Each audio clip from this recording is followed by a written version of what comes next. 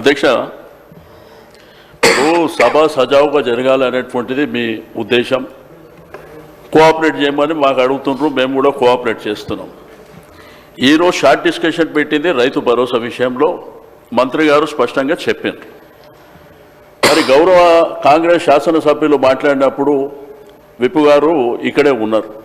అంటే వారు చెప్పింది ఖాళీ రైతు భరోసా మీద సూచన చేసిండ.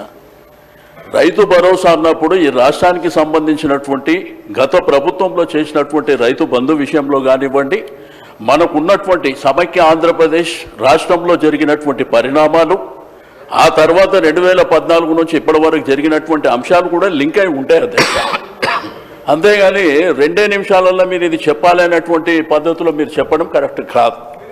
రెండోది, నా రిక్వెస్ట్ అని ఏంటంటే, స్పీకర్ గారు పర్మిషన్ ఇచ్చినప్పుడు గౌరవ శాసనసభ్యులు మాట్లాడిన తర్వాత మా శాసనసభ్యులు కేటీఆర్ గారు మాట్లాడుతున్నప్పుడు మీరు కొద్దిగా వినే ఓపికతో వింటే సభ సజావుగా జరుగుతుంది.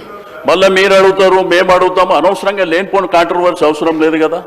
రాష్ట్రంలో రైతాంగం ఇబ్బంది పడుతున్నారు. మా కోసం ఈ రైతు భరోసా ద్వారా మేలు జరుగుతుందన్నటువంటి ఆలోచనతోని మీరు ఇచ్చినటువంటి హామీని దృష్టిలో ఉంచుకొని వాళ్ళు వెయిట్ చేస్తున్నారు ఏం మాట్లాడతారని. మళ్ళీ అనవసరంగా మధ్యలో మీరు మాట్లాడి మేము మాట్లాడి లేనిపోని కాంట్రవర్సీ చేసుకొని సబ్జెక్టు పక్కదారి పడితే దయచేసి దీన్ని పరిగణలోకి మీరు తీసుకోవాలని చెప్పి నేను రిక్వెస్ట్ చేస్తున్నా అధ్యక్ష.